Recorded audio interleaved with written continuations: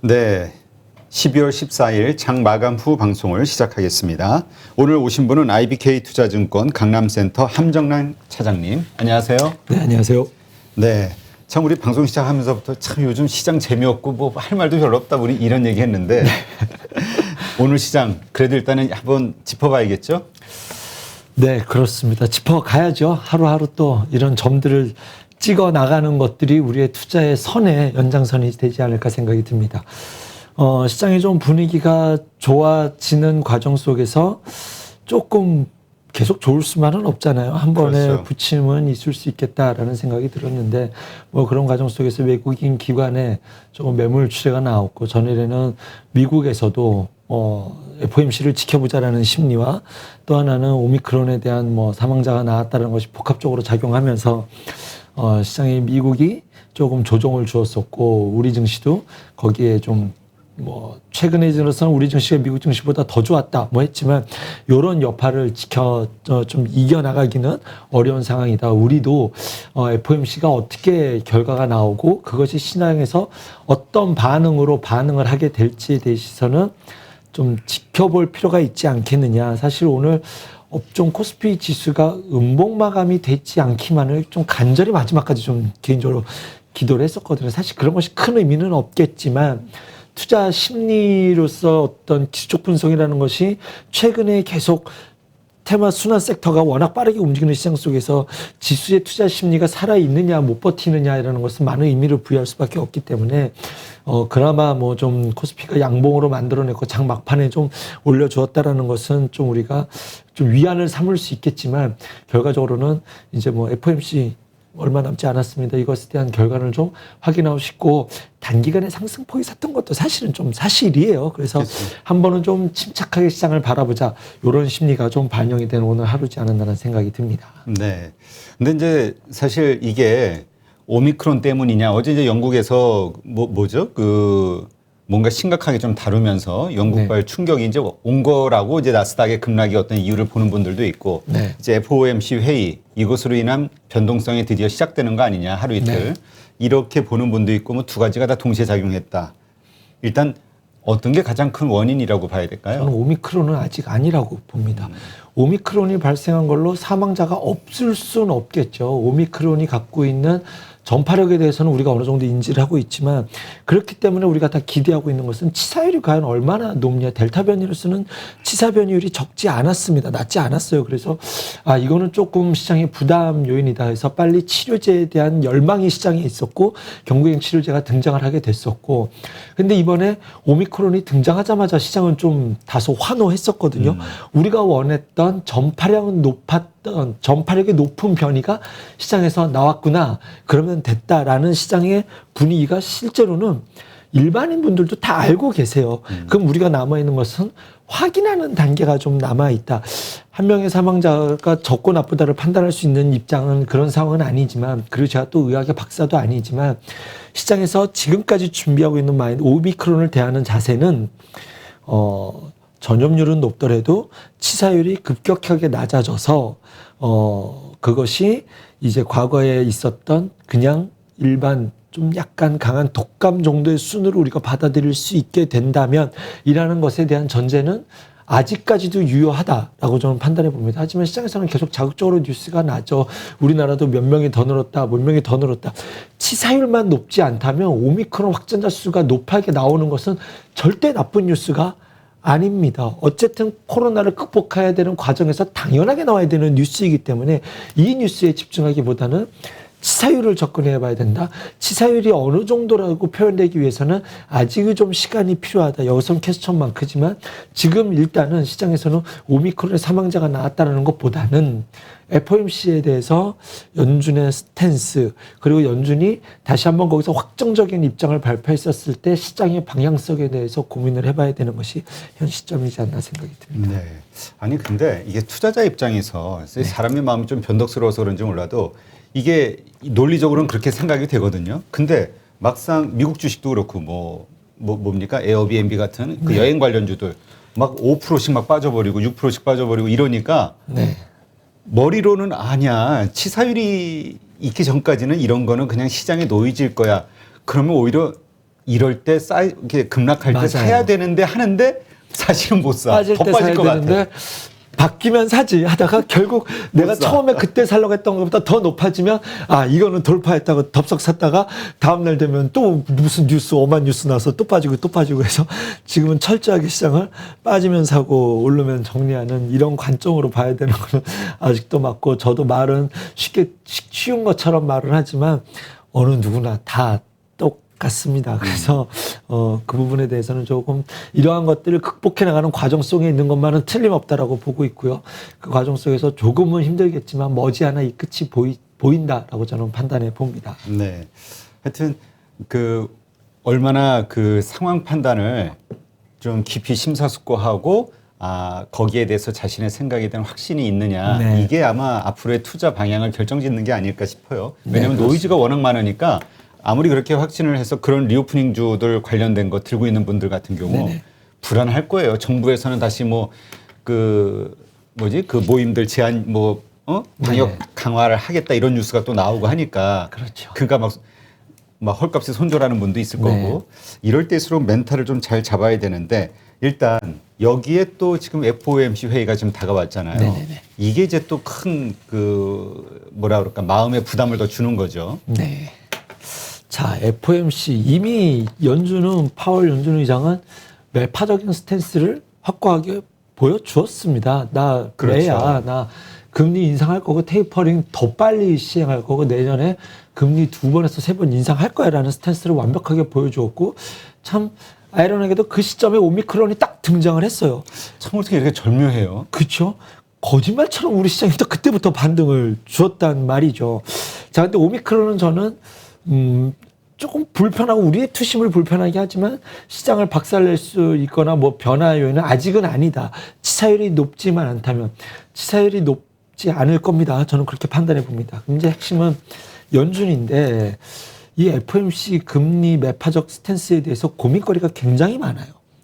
결론부터 말씀드리면 내년에 제가 지난 시간에 경기 민감주에 대해서 굉장히 오랜 시간 동안 말씀을 드렸지 않습니까? 근데 그것뿐만이 아니라 또 좋게 보는 것이 반도체도 있고 성장주들도 내년에는 좋게 보는 섹터가 있어서 양쪽이 다 좋아질 수 있는 그림과 전제 조건이 있습니다. 왜 그런지는 제가 이제부터 설명을 드릴 텐데 그럼 말이 안 되죠. 성장주가 좋다. IT가 좋다 하면은 삼성전자, SK하이닉스 좋고 현대기아차가 좋으면 거기에 제조업들 다 올라가면 지수 4천 가야 되는데 그럼 내년에 4천 가냐 그러면 그건 또 아닐 것 같거든요. 자, 일단은 하나씩 짚어보도록 하죠. 우리 경기가 어느 상황에 있고 연준이 매파적으로 가는 스탠스의 위치를 좀 살펴보도록 하겠습니다.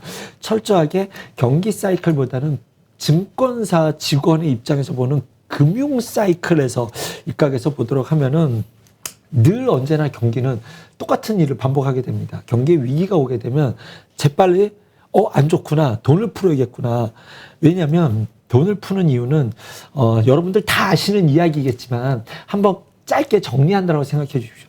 돈을 풀어서 화폐 가치를 하락시키면 빚에 대한 가치도 떨어지게 되잖아요. 그러니 내가 갖고 있는 빚이 좀 보잘것없는 빚이 되게 되시고 그렇죠. 그렇게 되면 내가 갖고 있는 회사의 자본과 어떤 자금 건전성이 좋아지게 되고 이것을 토대로 기반으로 풀려진 돈으로 투자를 할 수 있게 되고 돈이 없는 기업들은 조달을 빨리 할 수 있게 되잖아요. 그래서 금리를 낮추고 그 다음에 돈을 푸는 거죠. 양적 안으로서 돈을 풀게 되고 이렇게 되면은 경기가 죽을 것 같은 사람들이 돈이라는 몰핀이 들어가게 되면서 이제 경기가 안정을 찾아가게 됩니다. 이렇게 해서 안정을 찾아가게 되면 여기저기서 수요단에서 자극이 있게 되고 화폐 가치가 휴지 조각이 돼버렸으니 인플레이션이 일어나게 돼요. 그럼 여기에 발맞춰서 금리를 차곡차곡 올라가게 되는 거죠. 금리를 올릴 때 첫 번째는 테이퍼링을 합니다. 풀었던 돈을 흡수하고 그 다음에 이제 돈을 더 이상 찍어낼 수는 없으니까 그 다음부터 금리 인상을 해 나가는 거죠. 금리 인상을 하는 건 굉장히 중요합니다. 파월이 지금 여기서 야 테이퍼링 끝났으니까 내년에 6월에 그냥 금리 인상 당연히 오는 것처럼 할 거야. 금리 인상은 이렇게 할 수 있는 부분이 아니에요. 경기 스탠스가 좋아진다라고 해서 예전에는 연준이 어떤 스탠스를 취했었냐면 실제로 금리 인상을 하기 1년 전부터 시장에 떡밥을 계속 던져요. 금리 인상을 했었을 때 충격파가 워낙 크기 때문에 우리 금리 올릴 거야, 올릴 거 하다가 충분히 시장에 충격파가 있고 나면 그 다음에 금리 올리거든요. 그리고 나니까 금리가 올릴 때 지수가 좋다는 얘기가 나오는 거예요. 시장의 키워드, 금리 인상 키워드가 던지면 시장에 충격발이 오게 돼 있습니다. 아, 이제는 우리가 유동성 잔치 끝나게 되는구나 라는 것에 염두에 두게 되는 거죠. 하지만 금리가 올리는 것에 그렇게 신중함에도 금리를 올리는 것은 경기 지표가 좋게 나오고 있다라는 그 확인과 더 좋아질 거라는 확신 속에서 금리를 아주 느린 속도로 체계적으로 올라가게 되는 겁니다. 그러면 금리가 이제 경기가 진짜 좋아져서 금리가 뻗쩍 올라놓잖아요. 금리가 다 올라가게 되면 경기가 진짜 좋아져서 여기까지 올라온 거잖아요. 그렇죠. 그럼 모든 체감 시장의 참여자들은 경기가 좋다라는 것을 다 알 수 있게 됩니다. 그리고 이 경기가 진짜로 일반 투자자분들, 그 다음에 일반 제조업 산업을 하시는 분들 주머니도 두둑해져요. 지금은 과열이라서 주식 투자를 조심하셔야 해라고 말씀을 드려도 나 지금 여기 돈 되게 많은데? 딴 데 갈 데가 없어 주식밖에는. 내 주변에서는 무슨 얘기가 들리나요? 주식 투자해가지고 펀드로 막 5배 벌었는데 이런 사람들이 내 주변에 나타나게 됩니다. 그때 내 곳간에는 돈이 많아요. 제 주변에 자영업하시는 분들이 많으시거든요. 건설 경기 쪽도 많으시고. 늘 이런 사이클. 그럼 거기가 이제 버블의 시작점이 되는 거죠. 그래서 과거에는 이런 얘기도 있었습니다. 금리를 왜 올려? 나중에 위기 오면 떨어뜨리려고. 이게 시장 논리로서는 말도 안 되는 이야기지만 이 증시 금융 사이클로 보면 이해가 되고 결과론적으로 보면 납득이 되는 이야기라고 저는 생각이 듭니다. 그럼 지금 우리가 어디까지 와 있냐? 돈을 풀어서 경기가 안정이 돼서 테이퍼링을 한다라는 요 시점에 와 있는 건데 코로나의 특징이 뭐냐면 속도가 너무 빨라졌다는 겁니다. 확산 속도가? 코로나의 확산 속도가 아니라 이런 일련의 과정의 진행 속도가 너무 빨라졌다는 거예요. 원래 금리를 낮출 때도 조심스럽게 낮춰야 되는데 코로나라는 트리거가 발생하면서 이게 보름 만에 다 낮춰버렸거든요. 그렇죠. 제로금리가 보름 만에, 버렸으니까. 이게 3주 만에 제로금리로 갔거든요, 미국이. 그리고 나서 돈을 풀어서 미국의 달러를 금융시장에다가 글로벌 시장에다 풀어버린다는 게 뭐냐면 통화수합이에요. 이번에도 거짓말처럼 미국과 우리나라가 통화수합, 이번에 미국이 먼저 제시했거든요. 9개 나라의 동시 통화수합을 거는 게 예전에 우리 IMF 때나 서브프라임 때는 우리나라가 미국 가서 통화수합 부탁드립니다. 1년 반 걸렸거든요. 이번에 2주 만에 미국이 먼저 전화했어요. 너희 통화수합 하자. 통화수합 된 다음 날이 지수 최바닥이었습니다. 달러를 풀어버린 거죠. 아주 빠른 속도로. 그리고 통화 영적 완화 속도가 무지하게 빨라진 거예요. 이제 테이퍼링을 해버리고 금리 인상이 빨리 온다라고 하니 정신이 없는 겁니다. 요 과도기 과정 속에 있는 겁니다. 기준은 바뀌지 않아요. 그러면 지금 우리가 확인해야 되는 것은 돈은 많이 풀렸고 인플레가 왔는데 이것이 실제 경기가 좋아지는 것이냐라는 과정 속에서 확인을 해야 되는 부분이 필요하지 않을까? 이것이 내년 상반기가 우리가 겪어야 될 일들이라고 좀 생각이 됩니다. 그런데 인플레이션 때문에 그리고 보복적 소비 때문에 풀려버린 돈 때문에 좋아진 건지 실질적으로 순환 사이클이 좋아지는 건지에 대해서 고민들을 내년 상반기에 갖고 있게 돼서 지금부터는 속도가 만약에 경기 민감주가 좋아진다고 한다면 이것에 대한 어떤 주식의 반응 속도는 지금까지 왔었던 반응 속도보다는 이 반응 속도를 기대해서는 안 될 것이다 라고 저는 보고 있고 조금 답답하지만 네, 지금 제가 저 또한 말을 너무 빨리 하나 보네요. 네. 좀 천천히 하도록 하겠습니다. 속도가 너무 빨라서 저도 너무 좀 말이 빨라지지 우리 않았나. 저 PD 긴급 호출이 왔어요. 네, 긴급 호출이 오면 네, 가셔야죠. 그러니까 네. 지금 이런 거죠. 지금 말씀하신 대로 이제 그 금리 인상을 한다라는 거는 네. 우리 일각에서는 불안하긴 하지만 그래도 그래 금리 인상은 오히려 그 스케줄이 나오면 네. 정확한 일정이 나오면 오히려 주가가 오를 거야라고 기대하는 이유는 경기가 좋으니까 자신감이 그렇죠. 있으니까 올리겠지라는 그렇죠. 그 우리의 생각이 있는 거잖아요. 그렇죠. 근데 또 맞습니다. 한편으로는 지금 파월 의장이 인플레이션에 대한 걱정을 지금 심각하게 하고 있잖아요. 하고 있죠. 그래서 네. 말을 바꾼 것도 맞습니다. 있고요. 네. 그러다 보니까 경기가 그렇게 좋지 않아도 네. 금리 인상을 할 만큼 좋지 않아도 지금 인플레이션의 문제가 너무 심각하기 때문에 할 수밖에 없어 맞습니다. 라고 생각하는 사람들도 있다는 게 문제인 맞습니다. 거죠. 네. 그게 어느 쪽이 더 시장에 영향력을 좌우하냐에 따라서 확 달라지니까. 그 속도를 저는 잘 모르겠어요. 하지만 지금 미국이 금리 인상을 한다라고 했었을 때 이전에 트럼프 대통령 직전이 3%였거든요. 목표 금리가. 저는 좀 과하다고 봤어요. 2.5% 되면 다 팔아야지. 뭐 주식을 시장을 떠나야지 이런 생각을 하고 있었죠. 근데 이제 그 전에 이제 뭐 다 제로금리로 가버린 상황이었고 이번에 미국이 한계치를 1% 많이 보는 사람 1.5% 보거든요. 네. 거기까지 이제 못 간다. 가더라도 이제 뭐 요 정도인데 그것에 대한 것은 인플레이션이다라고 말씀하셨잖아요. 그래서 지금의 금리 인상은 1차적으로 내년에 만약에 금리 인상을 한다 저는 할 수 있을 거라고 보거든요. 그것은 인플레이션을 잡아야 되기 때문입니다. 이런 사이클이 한 번 있었어요. 언제? 2004년도부터 2006년도 때가 그랬거든요. 그래서 인플레이션이 워낙 그 직전에 무슨 일이 있었냐면 좀 기계하면 시멘트 파동도 있었고 원유가 막 어마어마하게 상승했었던 적이 있습니다. 그래서 인플레이션의 자극단이 오니까 이제 2004년부터 2006년도까지 금리 인상을 해가는데 이때 목적이 인플레이션을 잡기 위한 것이었어요. 지금의 색깔과 비슷하지 않나 생각이 듭니다. 그때 코스피 지수 보면 2004년도 중반에 700 후반이었다가 2006년도에 1400 찍고 2007년도에 2000 찍게 됩니다. 인플레이션 때문에 금리를 올라갔더니 인플레이션을 잡고 났더니 그 직전에 풀었던 유동성이 시장에 약이 돼서 그러니까 증시가 엄청나게 폭락할 것이다? 그럴 수 없어요. 집값이 떨어진다고 2, 3년 전으로 집값으로 돌아간다? 그런 일이 오면 자산시장 다 망합니다. 왜냐하면 그럼 풀려버린 돈은 어떡하냐고요. 이것을 다시 불태워 소각하나요? 그럴 순 없지 않겠습니까? 그래서 시장이 조정해 준다 하더라도 그 시장으로 돌아갈 수는 없게 된다라고 저는 보기 때문에 지금부터 속도는 빠르지 않을 것이다. 그러면 지금 인플레이션을 잡기 위해서 금리를 좀 올라가려고 하는 시작점에서 속도가 빠르지는 않을 것이라는 거죠. 하지만 그 당시에 2002년부터 2006년까지 금리 인상한 이후에 2007년도에 버블이 터지게 되죠. 부동산 버블이 터지고 우리 현대중공업 여러분이 다 아시던 50만 원을 찍었던 사상 최고가가 그때 나왔고요. 포스코 사상 최고점이 거기서 나왔죠. 그래서 지금 많은 이들이 경기민 금리 인상 사이클에서는 경기민감주를 봐야 된다는 이야기가 지금부터 하고 있는 것이고 저도 거기에 적극적으로 공감하고 있는 사람입니다.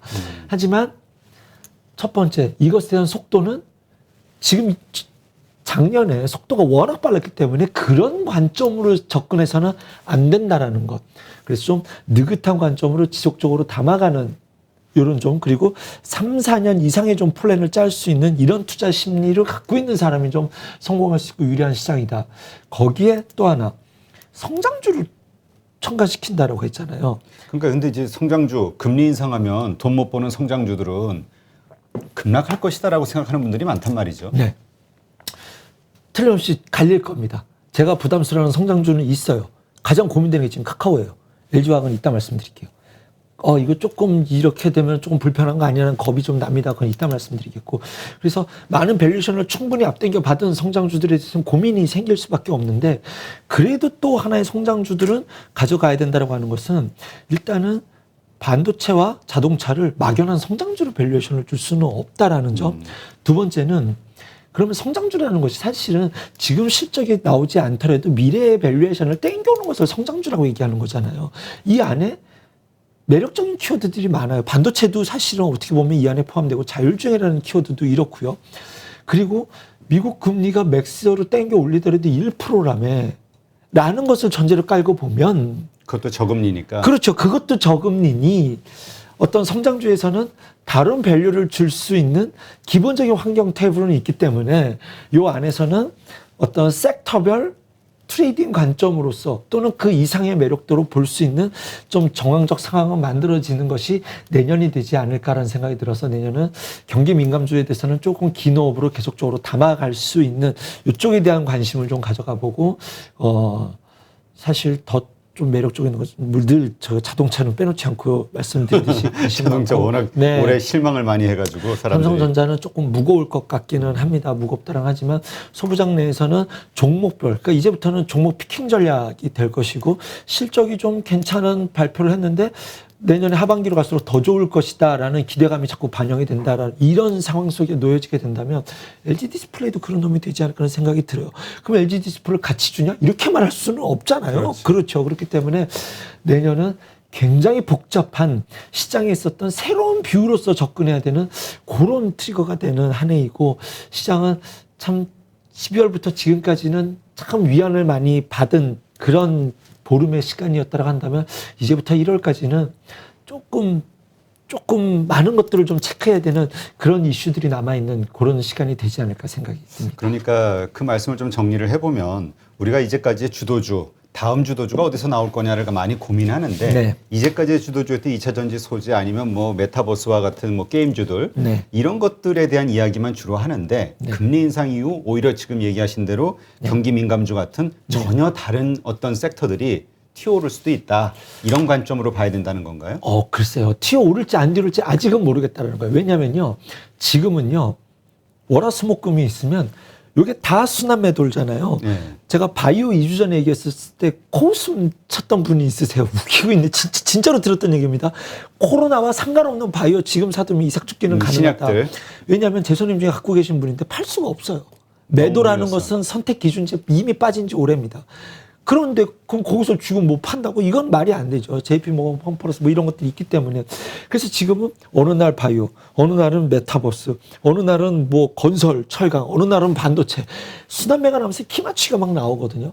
여기서는 주도주가 다음 주 내내가 뭐가 될 것이다 막 이렇게 해서 얘기하는 것은 의미가 없죠. 하지만 어디 쪽이 올 수도 있겠다, 이런 시그널이 뜬다면 이런 일이 일어나지 않을까라는 것들에 대한 마음의 준비를 좀 가져가야 될 것이고, 가장 걱정되는 것은 연준이 매파적인 시그널을 띄어냈을 때, 확정 지었을 때 과연 나스닥이 버텨낼 수 있겠느냐. 왜냐하면 파월 의장이 12월 1일 날 매파적 스탠스를 취한 이후에 그 다음부터는 다우가 나스닥보다 상대적 우위에 있었거든요. 그렇죠. 상장주의 기로가 되어 있는 게 나스닥이었잖아요. 이것들이, 그리고 그 다음에 테슬라가 좀 어정부정하고 있기 때문에 성장주로 대변됐던 나스닥이 견딜 수 있을까라는 좀 의구심 하나. 나스닥이 망가지고 다우가 조금 우위에 있다고 한다면 우리 증시가 나스닥을 따라갈지 다우를 따라갈지 고민을 하게 되겠죠. 만약에 그런 일이, 근데 나스닥이 만약에 급락을 하게 된다면 우리 증시도 그걸 따라갈 수밖에 없기 때문에 지금은 조금 내년엔 좋아진다 이런 확신을 갖고 배팅을 하기보다는 내년 1년, 그리고 우리나라가 또 3월에 대선이 있잖아요. 그렇죠. 외국인 투자자 입장에서도 대선이라는 것은 굉장히 중요한 의미를 부여하게 됩니다. 한국 시장이 어떤 섹터를 좋게 봐야 될지. 뭐 이번에 대선 주제의 특징은 양쪽 다 어떤 뚜렷한 뭐 이런 색깔은 경제적 입장에서 봤을 때 큰 색깔의 차이는 없는 것 같지만, 그래도 외국인 투자 입장에서는 의미가 있기 때문에 적어도 1, 2월까지는 뭐 그냥 이런 테마적 순환매 정도가 나온다면, 그 정도 시장이 나온다고 한다면 그나마 다행스러운 시장이 되지 않을까. 나스닥이 큰 어떤 좀 하락이 없기를 좀 천수답 형태를 기다려야 되는 것이 조금 제가 갖고 있는 부담적인 이슈의 현 시점입니다. 자, 그러면 만약에 나스닥이 급락하거나 하더라도 과거의 사례를 봤을 때 그건 일시적인 어떤 변동성으로 보는 건가요? 아니면 그게 추세적으로 하락하는 시작점으로 보시는 건가요?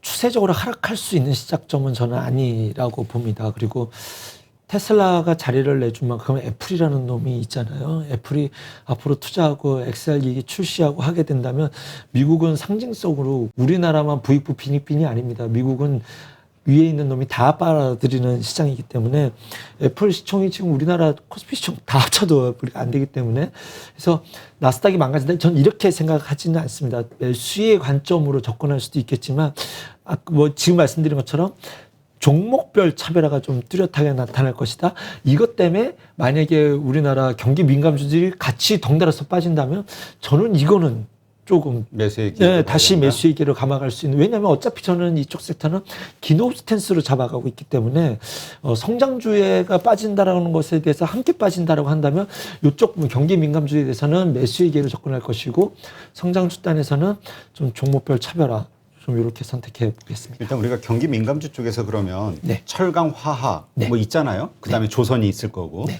어느 쪽을 조금 더 탑으로 좀 보시나요? 그건 아직은 모르겠어요. 뚜렷하게 보이지 그러니까 않습니다. 그러한 상황이 매파적인 발언의 어떤 금리 인상의 어떤 이야기가 나온 후에 네. 빠르게 먼저 움직이는 섹터, 여기를 지켜봐야 될까요? 그건 시장이 보여준 것 같아요. 이거는 제가 뭐가 빠릅니다가 아니라 이미 롯데케미칼이 가장 먼저 좀 탄력적으로 왔었고요. 대한유화도 마찬가지였고 화학주들이 이쪽 그다음 뭐 악재랑 악재는 다 반영이 되어 있었던 자리에서 이제는 우리도 좀 숨 좀 튈 수 있다라는 시그널이 가장 먼저 들어왔었고 건설은 수주가 나와야 된다라는 부분이 있었잖아요. 그래서 어느 날 뜬금없이 수주가 나올 거라는 기대감은 있습니다. 그런데 화학은 뚜렷이 악재가 확실하게 좀 선반영이 되어 있고 이 어떤 고통의 시간 속에서 이제 바닥을 만들어가는 이런 과정 속에 있기 때문에 1차적으로 시장에서 반응했었던 모습을 보면 화학, 그다음에 이제 철강, 그리고 건설은 단기 낙폭이 컸기 때문에 단기 반동도 크지 않는다는 느낌이 있습니다. 이 세 쪽은 다 조금 긍정적으로 좀 볼 수 있겠는데 탑은 일단은 화학으로 말씀드리겠습니다. 자, 그러면 이렇게 지금 여러 가지로 여러 방향으로 움직일 수 있는 가능성이 있는 현재 시점, 변동성이 이제 예상되는 현재 시점에서 주식을 들고 있는 사람이라면 네. 일단 어떻게 해야 될까? 비중을 줄여야 될까요? 아니면 혹은 또 새로 살 생각이 있는 분들 적극적으로 지금 때 이 시장은 20-30%는 현금 보유가 돼 있어야 되는 시장. 지금 기존에 지금 기준 이미 돼 있어야 된다는 생각이고요. 왜냐하면 아까 말씀드린 나스닥이 혹시 단기 발작이라도 온다면 이제 우리 투자자 입장에서는 다릅니다. 얘기가 달라요. 미국 나스닥 갖고 있었던 사람은 적국대기에 가 있는 거 뭐 조금 빠져도 되겠지만 우리는 계속 짓눌려 있다가 여기서 또 망가지면은 그렇지. 예, 현명한 투자 대응을 하기가 어려워질 테니 그런 관점에서는 현금의 20-30%는 조금 뭘 팔아야 될지 모를 때는 늘 말씀드렸듯이 똑같이 매를 한 대씩 때린다라는 것은 뭐 전 여전히 같은 비율로 모든 네, 종목을. 같은 비율로 모든 섹터를 좀 때린다 뭐 이렇게 좀 말씀드릴 수 있고 좀 시장을 지켜봐야겠지만 이렇게 빠져서 같이 빠진다면 경기 민감주는 조금 왜냐하면 앞으로 시장은 좀 긴 호흡이 먼저 갈 수 있기 때문에 경기 민감주 속은 좀 장기적인 관점에서 담아가기가 좀 손이 먼저 나갈 수 있을 것 같다는 생각이 듭니다. 그러니까 일단 16일 그 FOMC 회의 네. 이후 네. 발표 네. 그리고 그에 따른 시장의 나스닥의 반응 그렇죠. 이것으로 이제 우리의 어떻게 네네. 대응할 것이냐가 이제 결정이 되겠네요. 네네네. 네, 참 중요한 시점인데 참 어려운 시점이기도 하네요. 시장은 사실은 늘 어렵습니다. 근데 그래서 지금은 기대감보다는 불안감이 더 큰 상황이다. 그렇죠. 그래서 이제는 좀 오히려 편한 게, 이 두려움과 불안한 것을 자연스럽게 받아들일 수만 있다면 내년의 기회를 조금 더 건강하게 받아들일 수 있겠다라는 생각이 들어요. 왜냐하면 지금 경기 민감주만 사냐? 무슨 시장이 장기 투자야? 지금 먹거리가 얼마나 많은데 바이오도 올라오고 뭐 메타버스도 지금 단기 조정 줄 만큼 줬어요. 저 메타버스도 일비 단기적 반등 줄 수 있을 거라고 생각을 하거든요. 이런 거 단기 트레이딩 하시는 분들은 이미 뭐 제가 뭐가 좋습니다 말 안 해도 다들 그렇지. 알아서 잘 하시잖아요. 그렇지, 일반적으로 그렇죠. 잘 하시는 분들이야 우리 고민 대상이 아니죠. 그렇죠. 단기 투자자는 뭐 종목을 찍어도 오늘 뭐 초록별 미디어는 올라가더라고요. 뉴는 못 올라가고 이거를 뭐 제가 여기서 이거는 찍어서 맞았습니다. 제가 제 말이 맞았죠. 이게 무슨 소용이냐? 그건 아니잖아요. 그래서 아직은 주도주가 없다. 여기서 빠진다면 경기 민감주는 다박할 수 있을 것이다. 주도주면 뜨면 빠른 속도를 말씀드리겠지만 뭐 일단 송부장에 대해서는 여러분들이 다들 알고 계시고 저는 관심 있는 것은 뭐 자율주행 쪽에 대해서는 키워드에 관심을 갖고 있다. 이 정도로 말씀드리겠습니다. 네. 아까 그 성장주 이야기하면서 네. 그 카카오에 대해서 이제 고민이라는 말씀하셨잖아요. 네. 이 부분을 조금 먼저 시작을 해볼게요. 금리 인상하게 되면 일단 성장주들이 좀 어려울 것이다. 이거는 일반적으로 알려져 있는 상황인데 그래도 그냥 뭔가 매출과 이익이 나오고 있는 성장주는 괜찮을 거야. 오히려 돈이 있는 그 못 벌고 오히려 미래에 대한 기대감만 가지고 있는 이런 성장주들이 좀 힘들 거야라는 정도만 이해를 하고 있거든요. 많은 분들이. 네네네. 근데 카카오가 어려울 수도 있다라고 생각하시는 거는 왜 그럴까요? 이거는 조금 긴 호흡으로 얘기를 들으시면 단기적인 하락폭은 단기적이라고 말할 수 있을까? 올해 여름부터 지금까지 하락폭은 사실은 적지 않았기 때문에 뭐 여기서부터 계속 빠집니다. 이런 말씀을 드리기는 어렵겠지만 이 카카오를 통해서 LG화학과 포스코를 다 싸잡아서 말씀드릴 수 있을 것 같아요. 카카오와 LG화학, LG화학. 포스코까지도 전혀 다른 섹터지만 그러니까 뭐 전혀 네. 분야가 틀린데. 직감하실 수 있을 것 같습니다. 이 물적 분할에 대해서 제가 좀 짜증나요, 진짜로. 아, 네. 포스코도 이번에 물적 분할하죠. 네, 물적 분할한다라는 말. 이제 어떤 느낌이냐면요. 카카오가 갖고 있었던 정말로 수많은 매력적인 종목들이 이제는 상장이 되어버렸습니다. 그렇죠. 그래서 카카오만의 매력을 갖고 가는 것에 대해서 얼마나 좋은지 시장에서는 다 알고 있고 이제는 수급 논리로서 접근할 수밖에 없다라는 점. 카카오뱅크와 페이가 게임즈까지 상장을 해버렸기 때문에 그동안에 카카오를 이끌고 왔었던 수많은 호재들은 이제는 수급적인 이슈마저도 분산이 되어 있는 상황이다.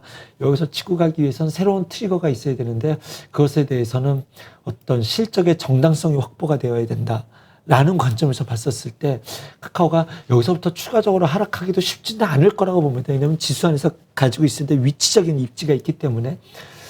하지만 매력도는 확실하게 줄어든 부분은 사실일 수밖에 없다라는 점 다시 말씀드립니다. 카카오가 갖고 있었던 매력을 이제는 수급이라든가 어쨌든 다른 주식들이 뱅크, 페이, 게임즈까지 상장하게 되면서 이제는 거기에 대해선 더는 카카오의 하나로서 얘기할 수밖에 없을 것이다.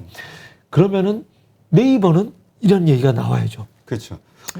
그래서 저는 네이버는 좋게 봐요. 근데 네이버는 사실 상장을 안 했잖아요, 자회사들. 아무것도 안 했잖아요. 그래서 이것도 분할해가지고 이제는 상장시키면 되지 않겠냐. 네이버는 우리나라 상장 안 할 것 같아요. 이거는 그냥 나스닥 상장 가는 게 맞지 않을까 하는 생각이 들고 그렇게 된다면 네이버는 움직이겠지만 지금 현 시점에서 이런 계획이 없는 네이버가 카카오와 별개로 왜냐하면 카카오 올라올 때 네이버도 함께 올라왔었거든요. 그렇죠, 둘이. 그렇기 때문에 네 네이버는 상장하지 않았더라도 카카오의 밸류를 주면서 함께 올라왔던 부분이 있어서 여기서부터 카카오는 빠지는데 네이버는 올라간다. 이러기는 쉽지 않겠지만 투자자의 심리로서 위치적인 이런 상황 속에서는 네이버는 좀 위에 둘 수 있지 않을까? 왜냐하면 나도 이제는 상장해야 되지 않나라는 기대감이 네이버에는 이제는 남을 수 있지 않을까 하는 생각이 듭니다.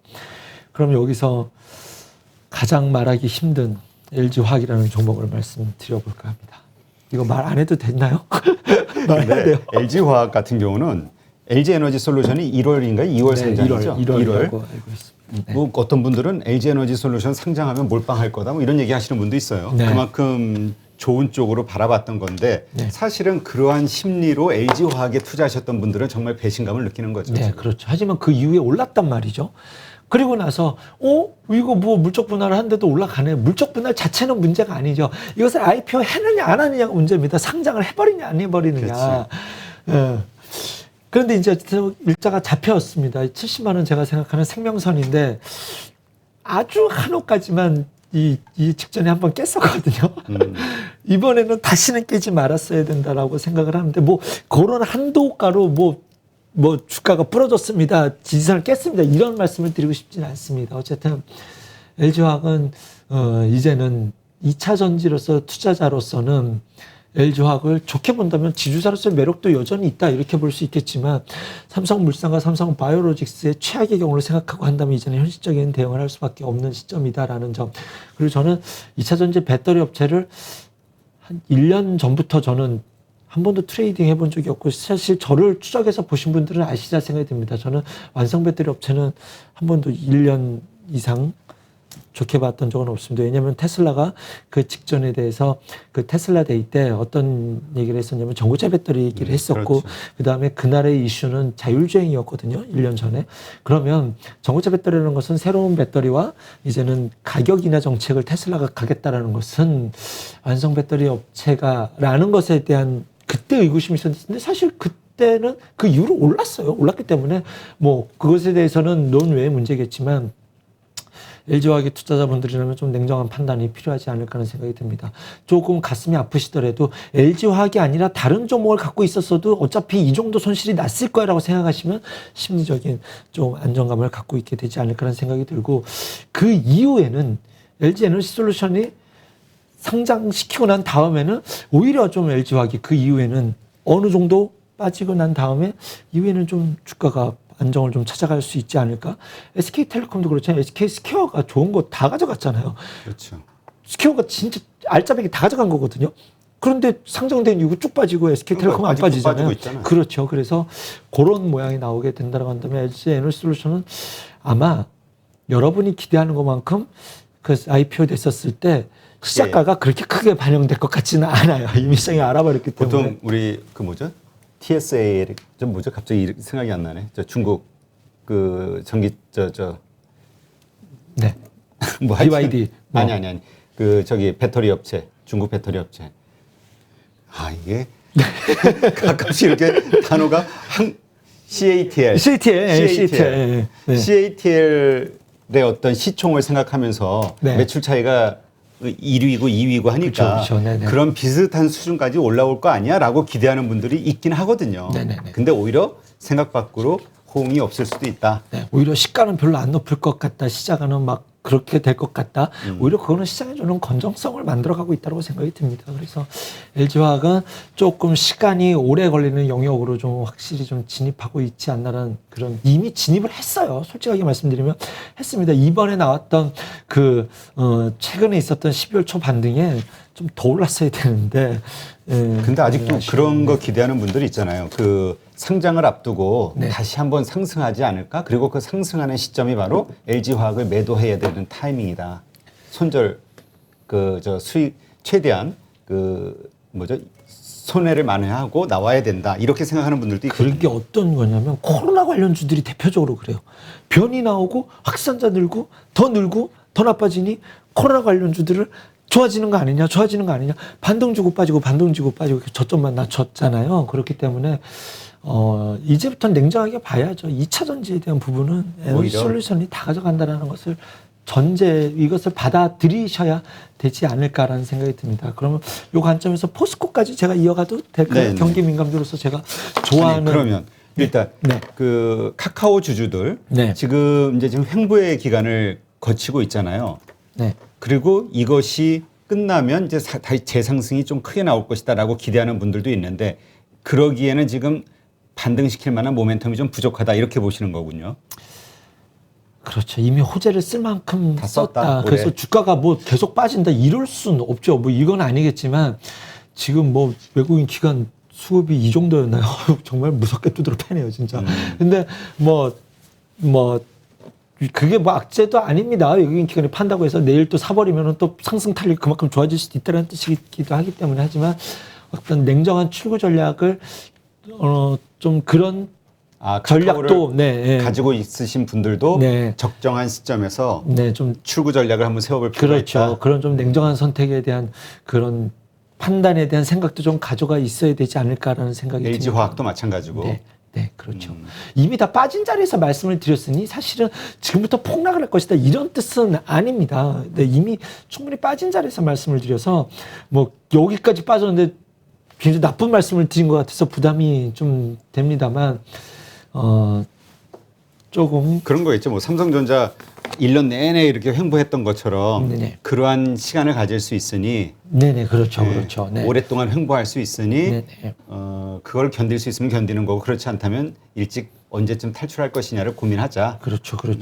여기서 나스닥 이후에 조금 이제 FOMC 이후에 나스닥이 또 빠르게 반등을 줄 수도 있거든요. 왜냐 아까 말씀드린 것처럼 성장의 한계가 1%를 한다면 그렇다고 한다면 또 이쪽이 또 빠른 템포의 반등이 나올 수도 있으니 지금 너무 비관적으로만 보지 마십시오. 카카오라는 종목은 고점 대비해서 단기 낙폭 또한 굉장히 커 보이는 종목 또한 사실입니다. 이제 내가 드리고 싶은 말씀 포스코. 하여튼 오늘 이렇게 말씀을 들으면서 우리 함 차장님도 고민이 되게 많으신 것 같아. 지금 시장을 어떻게 대응을 할 것이냐, 그리고 상황 판단을 어떻게 해야 될 것이냐. 그러니까 여러 가지 변동성이 여러 가지로 양쪽으로 다 열려 있으니 그래서 이제 요럴 때는 이런 수, 저럴 때는 저런 방법. 그렇죠. 이거를 계속 이제 아주 유의 깊게 봐야 되는 상황이다. 이렇게 보는 것 같아요. 그리고 저는 잘 되는 종목 방송에서 얘기하는 근데 그래야 시청률이 높잖아요. 사실은 올라가는 종목. 근데 저는 늘 아픈 손가락이거든요. 안 되는 섹터 어떻게 대응해야 되는지 이게 이제 저의 그것이기 때문에 포스코 제가 되게 좋아하는 종목이기도 하죠. 이제 저한테는 꿀단지 같은 종목입니다. 남들이 안 볼 때 포스코 이 정도면 진짜 싼데 왜 싸졌지? 아 그래? 이제 좀 바뀔 것 같은데 하면은 그럴 때 사서 주가 쭉 올라오면 한 번씩 매도 치고 나오는 저한테는 진짜 꿀 빼먹을 수 있었던 그런 종목이고 최근에 포스코도 많이 언급이 됐었는데 제가 생각하는 임계치 정도의 하락폭이 좀 있어 보인다라는 관점이었습니다. 그런데 이제 우리 분할할 것이고 지휘사 전환한다라고 하면서 주주에게 좀 어떤 주식의 이익을 해치지 않는 선에서 하겠다라고 해놓고서 뒤통수를 정말 야구바타로 세게 맞은 듯한 느낌입니다. 그렇죠. 왜냐하면 지금 이미 SK이노베이션, LG화학, 만도 이렇게 해가지고 네. 그 일반 주린이들이 가지고 있는 이 물적 분할이라는 이 단어에 대한 피해 의식이 그렇죠. 엄청나게 크거든요. 진짜 트라우마 있습니다. 예. 진짜 저는 되게 좀 배신감이 느꼈는데 기업들이 너무 당연하다는 듯이 해버리니 유증을 해도 욕먹는데 이거는 더 욕먹어야 될 일 아닌가라는 느낌마저 있는데 왜냐하면 유주는 아픔을 대주주도 같이 나누지만 이것은 알만 빼먹는 거 아닌가. 뭐 어쨌든 그거는 차치하고요. 뭐 실제 트렌드일지도 모르겠습니다. 근데 이제 한국은 특히 왜 그러냐면 지주사 할인율이 높으니까 네. 지주사가 되는 순간 바로 기업 가치가 하락해 버리니까. 그러면 배당을 좀 많이 주라고요. 이제 물적 분할을 많이 하시고 여기에 대해서 지주자 되시면 지주자 배당률만 우리가 높아지면 불만 없습니다. 우리는 주주하는 정책에 대해서 정책적인 나라의 이해 필요하다. 이거는 나중에 말씀 정치 얘기할 뻔했네요. 자, 포스코 결론 지금 매수냐 실망 매도냐 매수입니다. 매수의 달라요. 시점이다. 네. 왜냐?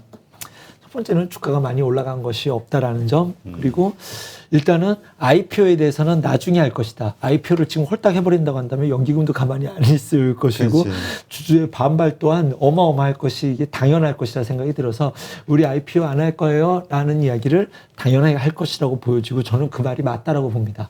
자, 영원히 안 할 것이냐? 그렇진 않을 거예요. 언젠간 하게 될 것이죠. 언제쯤 할 것이냐? 지금 포스코에 대해서 제가 좋다라는 것에 대해서 철강 어부의 시크릿컬 이 산업이 돌아가는 것에 초점을 맞추고 싶어요. 그런데 진짜로 포스코가 갖고 있는 찐 매력은 리튬 광산이지 않습니까?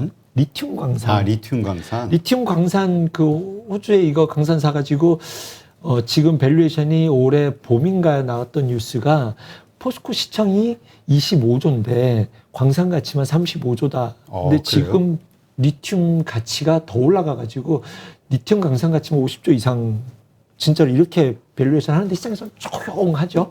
왜냐면 우리는 그건데 이 리튬이라는 것이 중국에서 이제 쓰잖아요. 중국의 자동차를 LFP로 해버리기 때문에 그래서 수요가 더 증가해가지고 이것에 대한 밸류에이션이 더 높게 평가되고 있는 상황입니다. 그래서 중국이 지금 고민이 되고 있어요.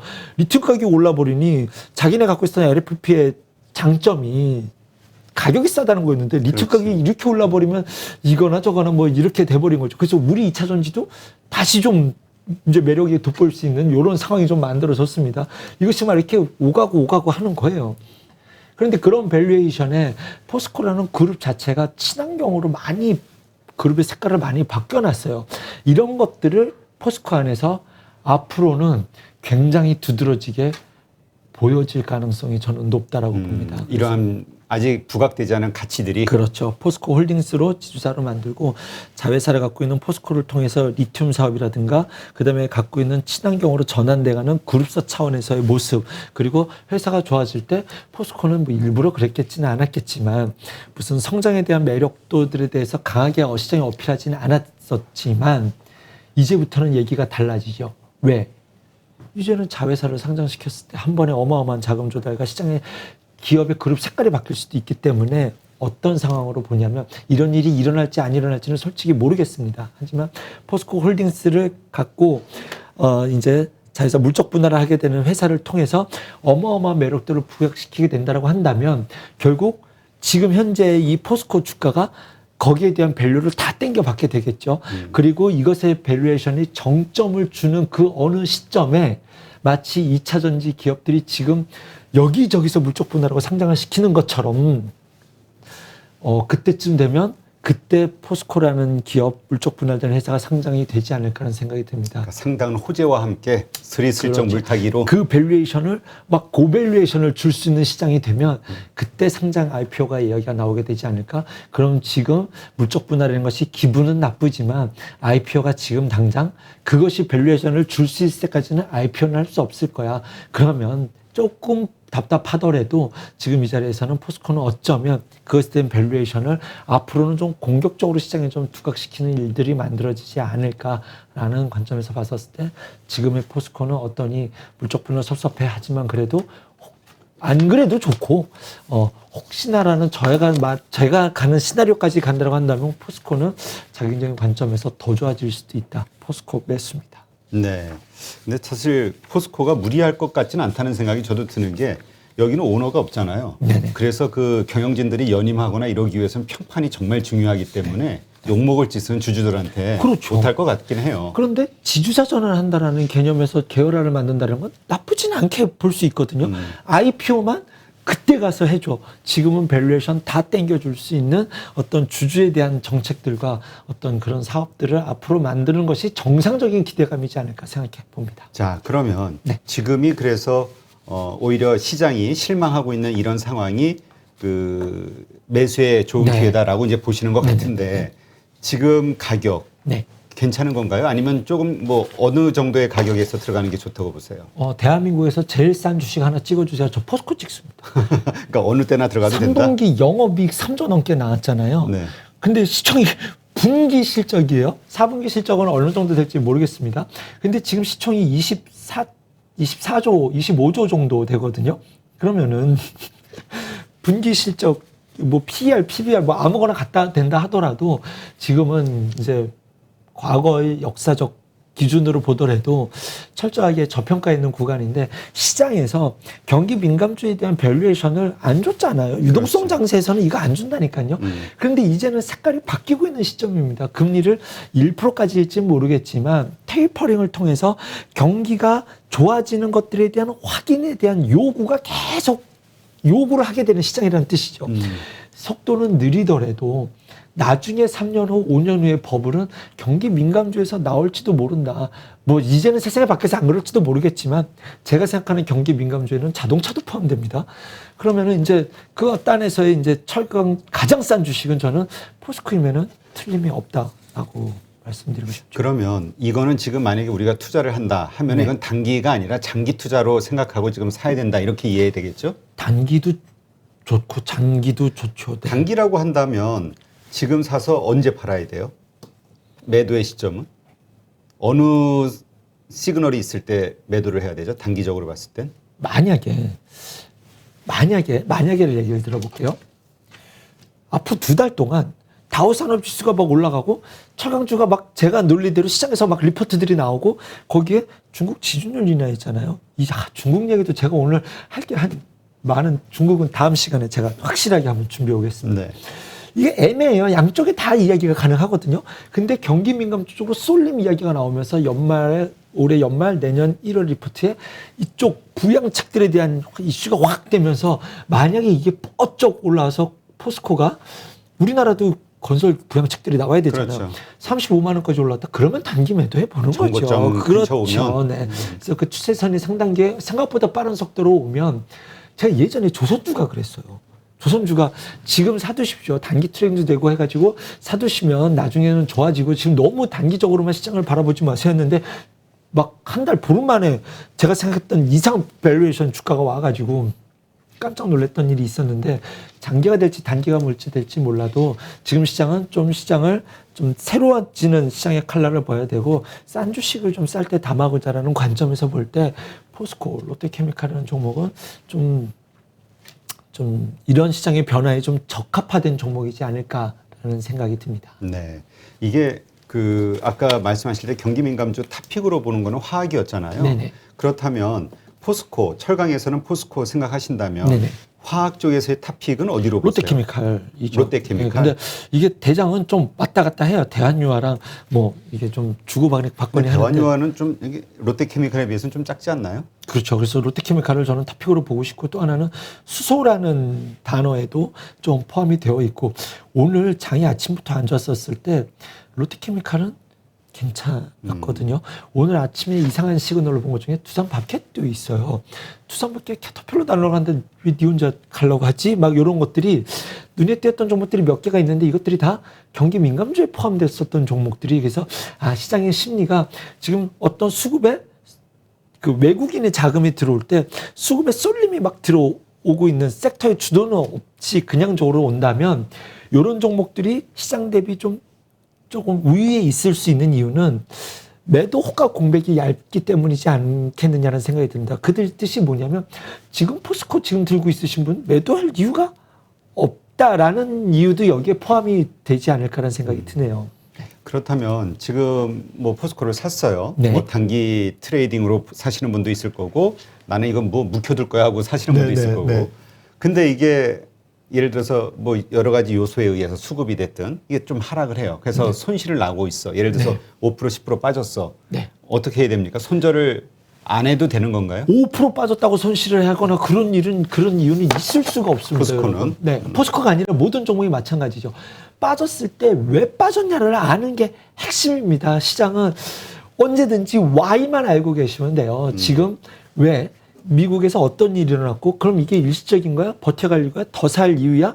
라는 것들에 대한 체크 포인트인데 이번에 파월이 FOMC를 통해서 상당히 비둘기적인 스탠스를 녹여낼 수도 있잖아요. 그렇죠. 우리는 지금 네, 그렇죠. 모르지. 매파인 거는 반영이 되었기 때문에 좀 보면서 할게라고 해서 매파에서 성장주가 확 올라가고 이제 만약에 포스코가 이런 경기 민감들을 훅 조정을 준다면 시간의 문제잖아요. 그리고 시간이 지날수록 내년 2, 3월에 있을 FOMC에서는 자꾸 또 매팔 얘기할 테니 에이 조금 시간은 더 걸리겠네. 그러면 이제부터 추가 매수 타이밍을 보겠다라는 관점으로 대응할 수 있는 그런 좀 섹터이지 않나 그런 종목이지 않나 생각해 봅니다. 네. 하여튼 뭐 포스코 들고 있으신 분이나 아니면은 뭐 같이 투자 생각하시는 분들 포스코를 한번 잘 스터디해 볼 필요가 있겠네요. 지금 시점에서. 포스코, 롯데케미칼 그리고 포함된 롯데케미칼. 네, 경기 민감주들에 대해서는 지난주 그다음에 플러스 알파는 성장주들은 제가 또 다음 시간에 말씀드리도록 하겠습니다. 근데 그 말씀 들으니까 갑자기 뭐가 떠오르는데 예전에 그 현대경제연구원 그 대표셨던 그 한성환 소장님 그분은 이 버블의 마지막은 경기 민감주로 끝날 것이다 이런 말씀을 하신 적이 있거든요. 그 말 맞아요. 왜냐면 아까 말씀드렸던 것처럼 유동성 장세 때는 버블이 아니라니까요. 유동성 장세 때는 유동성 장세가 얼마나 웃기냐면요. 예전에 중국 경기 부러졌을 때 2008년도 때도 2007년도 때도 그랬어요. 중국 경기가 막 안 좋아서 유동성 막 뿌려서 부양책을 쓸 때 중국 CPI 지수 박살나잖아요. 그러면 그날 우리 코스피 지수 2%가 올랐어요. 이게 왜 그러죠? 그랬더니 돈 또 풀 거잖아. 이게 유동성 장세의 특징이에요. 근데 이제는 그거 다 약발 썼다니까요. 그렇죠. 아주 짧은 시간 동안. 그래서 이제부터는 그 풀린 돈이 경기로 들어가는 일들을 만들어내는 겁니다. 그래서 이제 실제로 우리가 경기가 좋아졌다라는 것을 체감하게 되고 그리고 지수가 올라가 있으니 이때 사람들이 확신을 갖게 되고 그때 돈을 지르는 거죠. 왜? 이번에 올해 초에 엄청난 시장의 버블이 있었던 것처럼 그때는 진짜 확신을 갖고 질러요. 지수가 이렇게 좋은데 현대중공업 그때 50만 원 갔었을 때요. 제가 손님한테 매도합시다라고 전화했다가 육두문자 욕을 들은 적이 있습니다. 이게 좋은 주식 잘 남들이 나가는 100만 원 간다는데 근데 그 당시에 현대공업 중공업이 수주를 6년치 5년치 이상을 받았었거든요. 이거 밸류에이션을 땡겨봤는데 그럼 지금부터 10년치를 받아놓는다고 밸류에이션을 줄 수는 없잖아요. 도크 다 찼는데. 그렇지. 그래서 이제는 충분히 밸류를 주었습니다라고 하는데 뭔 소리냐. 수주가 지금 5년치가 다 찼는데 이걸 왜 파냐라고 했다가 그 욕을 먹고 거짓말처럼 그날 주가가 그날이 고점이었던 것을 기억을 합니다. 그래서 그런 과열이 경기 민감주에서 보여지게 되거든요. 우리가 체감을 하게 될 때. 그러면 그 일이 일어날지 안 일어날지 모르지만 지금 이럴 때 사두신 사람이라면 그때까지 갖고 간다면 큰 수익을 낼 수 있다. 큰 수익을 낼 수 있고 그때는 그러니까, 다른 시각을 가져갈 수 있지 않을까 생각이 듭니다. 그러니까 결국은 금리 인상 이후에 다시 한번 버블이 크게 형성이 될 수도 있다. 이렇게 볼 수 있네요. 근데 그 버블이 지금 포스코가 버블의 중심일 겁니다. 이거는 아니죠. 왜냐하면 경기 민감주에 자동차와 반도체도 포함되어 있기 때문에 지금 이 자리에서 좀 안전자산을 원하시는 분들이라고 한다면 뭐 이쪽은 지금 이상이 참 굉장히 좋은 타이밍이다라고 좀 말씀을 드리겠습니다. 네, 알겠습니다. 한번 잘 참고하시고요. 오늘 뭐 로봇주 관련해서도 뭐 이틀째 강세를 보이고 있잖아요. 그 삼성전자의 로봇 사업 이야기 때문이다 뭐 이런 얘기도 있는데 어떻게 보세요? 로봇 사업은 뭐 좀 꾸준히 좋게 봤었던 좋게 한번 움직여야 되는데 라고는 생각을 했었던 섹터입니다. 사실 현대차도 여기다 뭐 투자했잖아요. 그렇죠. 인수할 정도로. 그렇죠. 현대차가 뭐였죠? 다이내믹스. 보스턴 다이나믹스. 로봇이 갈 수밖에 없는 게요. 지금 내년의 시장의 키워드가 물가 안정과 고용이라는 단어를 연준이 다 잡아갈 수 있느냐라는 것이 핵심 포인트인데 기업 입장에서는요. 팬데믹이라는 것을 경험을 했어요. 앞으로 또 이런 일이 일어날지도 몰라. 그리고 특히 우리나라는 파업이라는 또 뇌관이 있지 않습니까? 이런 것들을 종합적으로 봤었을 때 지금부터 설비 투자라는 것에서 공장 자동화라는 것에 대한 당연한 니즈가 코로나 때문에 봤어요. 공장 자동화로 하게 된다면, 기계가 일을 하게 된다면 코로나 때문에 공장이 멈출 일은 없을 것이다라는 점, 그리고 우리가 갖고 있는 어떤 인적 인프라에 대한 그 리스크를 해소할 수 있는 필요성을 이번에 완전히 땡겨왔기 때문에, 두 번째는 필요성을 우리가 봤죠. 두 번째는 인건비가 올라가 버렸어요. 굉장하게 올라가 버렸습니다. 많이 올랐죠. 그래서 이제부터 투입되는 이것에 대해서 사람 고용률이 앞으로 굉장히 이것에 발목을 잡게 될 것 같아요. 그래서 이 부분에 대해서 인건비가 올랐을 때 기업 입장에서는 일정 부분은 이 공장 자동화, 로봇에 대한 고민을 안 할 수가 없을 겁니다. 당연한 니즈가 올 수밖에 없는 상황에서 삼성전자가 이쪽을 진출하게 될 것이다. 이제 삼성전자 진출하는 로봇은 단순 우리가 보는 산업용뿐만이 아니죠. 여기에는 많은 것들이 있죠. 서비스라든가, 그 다음에 뭐 자율주행과 가는 쪽에서도 이쪽 부분이 많은 부분을 차지하게 될 것이고, 의료 부분도 있잖아요. 그래서 이쪽 산업에 대한 투자를 한다라는 과정 속에서 이제 지금 1차적으로는 굉장히 테마적 성격으로 지금은 움직이고 있다. 하지만 공장 자동화, 스마트 팩토리와 관련된 종목은 내년에 굉장한 키워드를 갖고 있을 것이다라고 보고 있는데, 지금은 딱 이 뉴스에 대해서 테마로만 움직였어요. 테마로서 끝났냐? 아니다. 테마로서도 아직은 조정 시 매수해보고 단타는 쳐볼 수 있을 것이다 라는 생각이 좀 들고, 시장의 변화는 스마트 팩토리의 섹터를 봐야 되지 않을까. 그래서 이 뉴스 봤었을 때 스마트 팩토리 종목을 봤는데 별 반응 없더라고요. 이거는 그냥 뉴스 하나, 아따 오늘 해먹을 종목 하나 떴다, 이런 식으로 좀 반응을 하더라고요. 그래서 그냥 순환매처럼, 빠른 네, 순환매처럼. 네. 하지만 로봇이 시장의 성장성은 확실히 좀 담보되어 있다라고 좀 보고 있고, 이쪽은 좋다. 그럼 종목 하나만 좀 설명을 드릴게요. 네. 예전부터 제가 2차 전지 완성 배터리는 안 된다. 이제부터는 모터의 세상이 온다. 왜냐면 어렸을 때 저희도 RC카 갖고 놀았잖아요. 그렇죠. 그러면 이거 놀았죠. 트랙 들리면 무지 빨랐거든요, 이거. 그래서 이거 사는 게 막 어머니한테 막 약속하고 몇 시간 동안 공부하겠네 하면서 하나 사고 그랬는데, 그때 이 차가 빨라지기 위한 핵심 첫 번째가 이제 배터리가 되게 중요하기도 해요. 근데 왜냐면 그때 충전 배터리가 순간 출력이 굉장히 높거든요. 또 하나의 핵심은 모터예요. 그때 블랙 모터라고 해가지고 그거 끼면 그냥 막 트랙 바깥으로 날아가고 그랬거든요. 근데 지금은 모터에 관한 이야기가 없어요. 그래서 모터도 좀 이쪽에 대해서 해야 되는데, 근데 이쪽이 산업적으로 지금 준치해서 하고 있는 기업이 포스코 인터내셔널이 뭐 이쪽에 공장을 짓는다는데, 시장에서는 이쪽은 전혀 관심이 없는 것 같습니다. 요런 선상에 있었던 것이 SPG라는 기업이에요. SPG가 이제 산업용 가전기기, 뭐 집전기라든가 이런 쪽에서 감속기를 하고 있는데, 이것이 로봇 관절에도 들어가고 또 이런 공기청정 집진기에도 들어가고 해서 거기에 이제 얘네가 2차전지 모터 쪽에도 갈 수 있는 것 아닌가라는 것들에 대해서 미래 성장, 공기청정이라든가 그 다음에 로봇이라든가 이런 것과 관련이 깊어서 좀 늘 소형단에서는 뭐 관심을 갖고 있었는데, 이제 좀 요 테마에 좀 움직이려고 하나라는 의심 정도만 좀 갖고 있는 상황으로 그러니까 보시면. 이건 사실하고 추천하는 게 아니라. 네네, 그렇습니다. 그래서 그거에 대한 기대감이 있었는데, 로봇과 관련돼서 그 로봇 관절에 들어갈 때 감속기라는 부분이 좀 중요하다라고 해요. 제가 이쪽 로봇 박사가 아니기 때문에. 근데 이것과 관련돼서 좀 움직이는 모습을 좀 보여주려고 한다라는 생각이 좀 들고 있고요.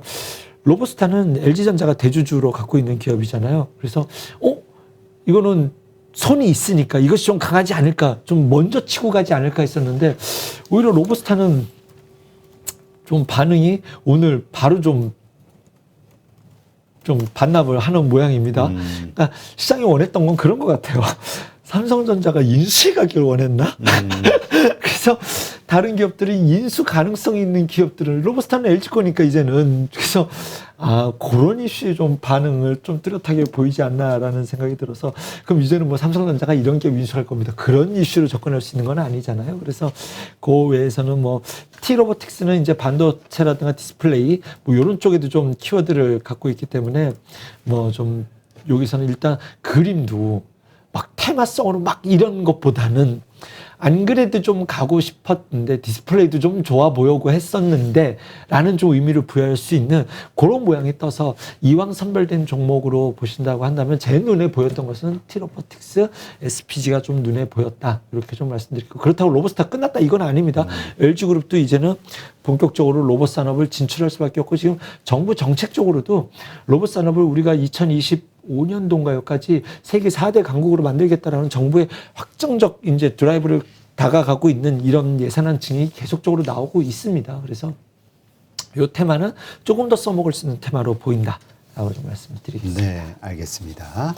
하여튼 지금 뭐 시장이 네. 좋다 하고 들어가려고 하면 쫙 올랐다가 사면은 쫙 빠져버리는 시장이라 그래서 오히려 추격 매수하는 것보다는 좀 조정을 받을 때 좀 중장기적으로 생각하고 들어가야 맞지 않나 싶기도 한데 어쨌든 그건 잘 알아서 판단하시고요. 너무 알아서 판단하시고요. 왜냐하면 요즘은 네, 마음이 맞아요. 안타까워. 맞습니다. 사면 네. 물려. 맞습니다. 네. 사면 물려 요즘은. 괜찮다 해서 사면 일단은 무조건 물리는 거라. 그렇죠. 그래서 예. 이런 것들이 차별화가 있어 보입니다. 라는 것을 소개해드리는 뭐 이런 느낌입니다. 그렇죠. 요것을 네, 상황을 말씀드린 것이 왜냐하면 나는 이렇게 볼까요? 낫더라고요. 이렇게 지금 요런 그 테마가 불고 이런 주제가 키워드가 떠올랐을 때 이렇게 움직이는 것들을 지켜보고 스터디를 하면 분명히 몇 달 후에 또 오거든요. 네, 그렇죠. 그때 그거 이제 맞습니다. 좀 네. 일찍 뭔가 좀 공략하실 수 있지 않을까 싶기도 하고요. 네. 네, 하여튼 오늘 아픈 목임에도 불구하고 열정적으로 네. 좋은 인사이트 함께 해주신 함정남 차장님 오늘 고생 많으셨고요. 네. 네, 이 방송 보신 분들, 네, 오늘도 마음 좀 불편하셨을 거라 생각이 듭니다. 하여튼 희망 잃지 마시고요. 하여튼 금리 인상 이후 좋은 네. 모습이 나왔으면 좋겠네요. 그것밖에 뭐 우리 손을 떠난 거니까 네. 진짜 말씀대로 기도할 수밖에 없는 것 같은데. 네, 오늘 하루도 고생 많으셨습니다. 힘내시고요. 감사합니다.